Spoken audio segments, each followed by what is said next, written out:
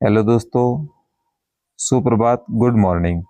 एक सुंदर लाइन के साथ में, सुंदर विचार के साथ में और प्रेरणादायक लाइन के साथ में आज के दिन की शुरुआत करते हैं। जो हो गया है उसे सोचा नहीं करते, जो हो गया है उसे सोचा नहीं करते, जब मिल गया है उसे खोया नहीं करते।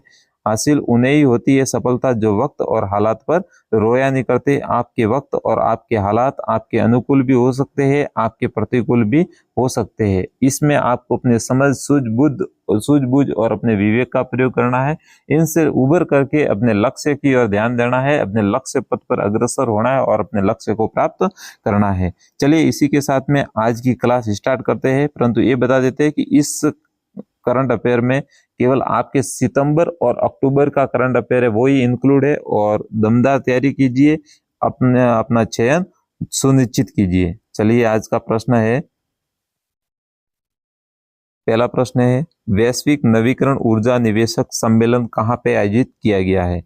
तो ये कहाँ पे आयोजित किया गया है? गांधीनगर में, ये गुजरात में स्थित है। दूसरा प्रश्न है, यूपीआई की भुगतान सीमा 1 लाख से बढ़ाकर कितनी की गई है?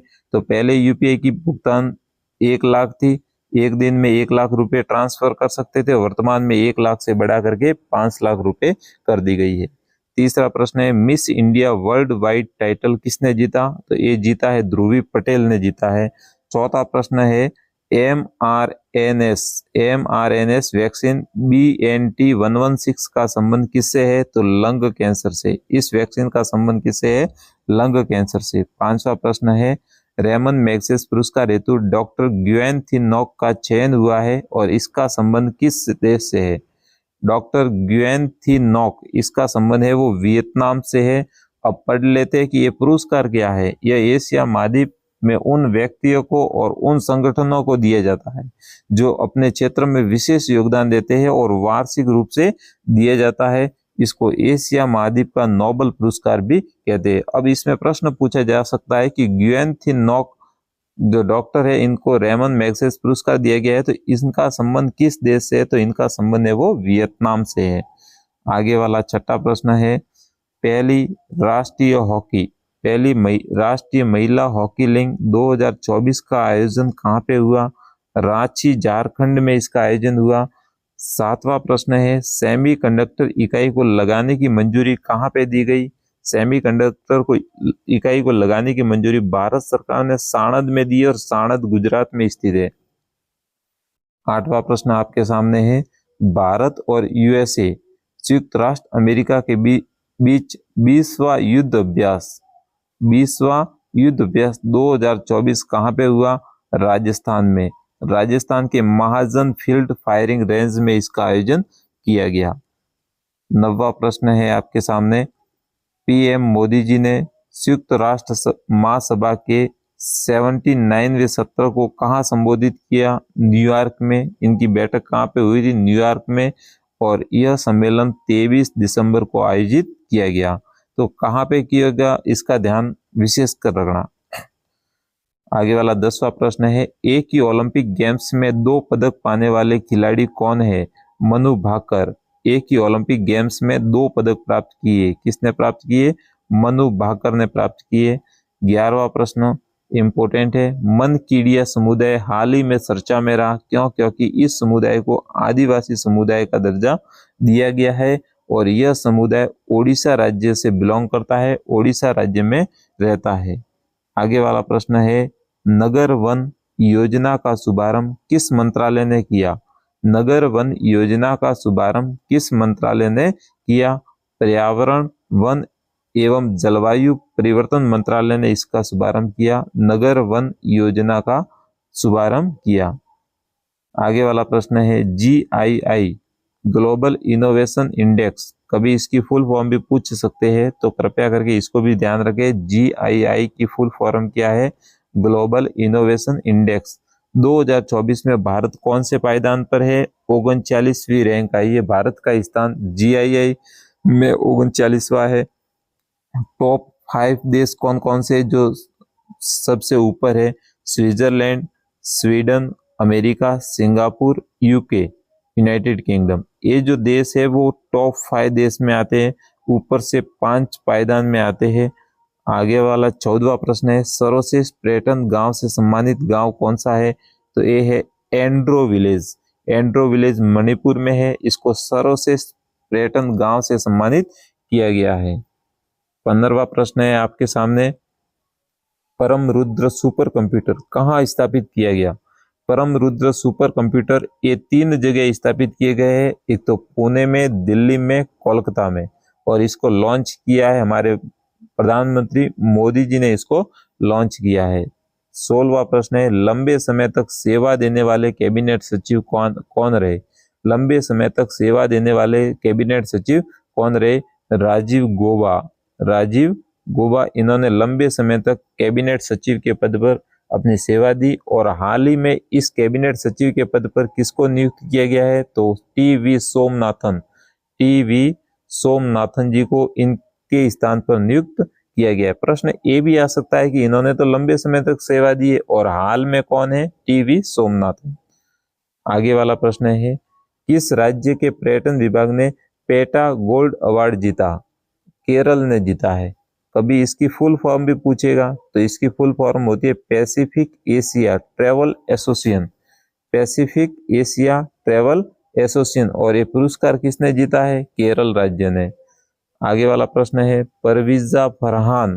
परवीजा फरहान हाल ही में चर्चा में क्यों है? ये इंडोनेशिया की पर्यावरणविद है। इंडोनेशिया की पर्यावरणविद है। ये चर्चा में इसलिए है क्योंकि इनको रेमन मैग्सेसे पुरस्कार हेतु नामित किया गया है। परवीजा फरहान कहाँ की पर्यावरणविद है? इंडोनेशिया। बहुत इंपॉर्टेंट क्वेश्चन है। जैसे गियोन थी नोक, वो उसको भी रेमन मैग्सेसे हेतु दिया गया, वो वियतनाम से है, और ये है वो इंडोनेशिया से है, और ये पुरस्कार केवल एशिया महाद्वीप के लोगों को ही दिया जाता है। आगे वाला प्रश्न है, रिसेट कार्यक्रम का उद्देश्य क्या होगा? रिसेट कार्यक्रम का उद्देश्य ये होगा कि जो सेवानिवृत्त एथलीट है उनको सशक्त बनाया, कैसे सशक्त बनाया जाए, इसी कार्यक्रम का यही उद्देश्य होगा। 20वां प्रश्न आपके सामने है, भारतीय वायुसेना के नायकों को समर्पित पहली कार्मिक बुक किसने लॉन्च की? वी.आर. चौधरी ने। भारतीय वायुसेना के जो नायक है उनको समर्पित पहली बुक, कार्मिक बुक है, वो वी.आर. चौधरी ने लॉन्च की।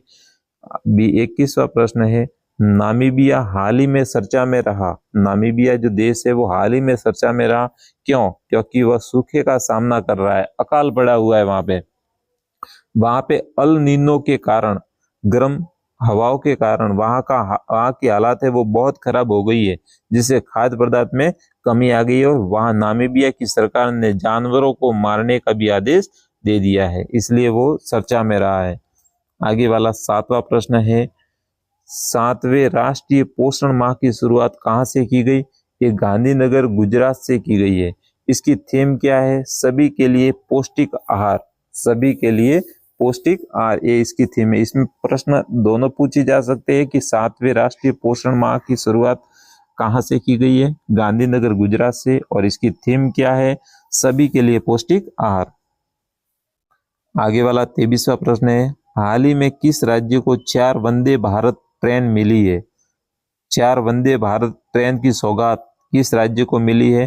केरल को मिली है। किसको मिली है? केरल को। 24वां प्रश्न है, ऑपरेशन सद्भावना भारत ने किस देश की सहायता के लिए चलाया? वियतनाम। एक तूफान आया था जिसका नाम था यागी। तूफान यागी टाइफून प्रकार का था।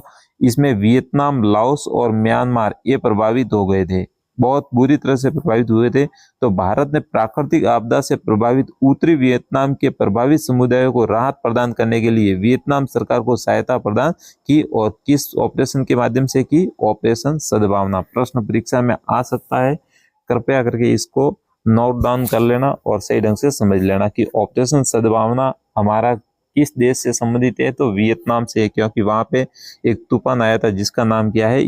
यागी, और इससे प्रभावित देश कितने हैं? वियतनाम है, लाओस है और म्यांमार है।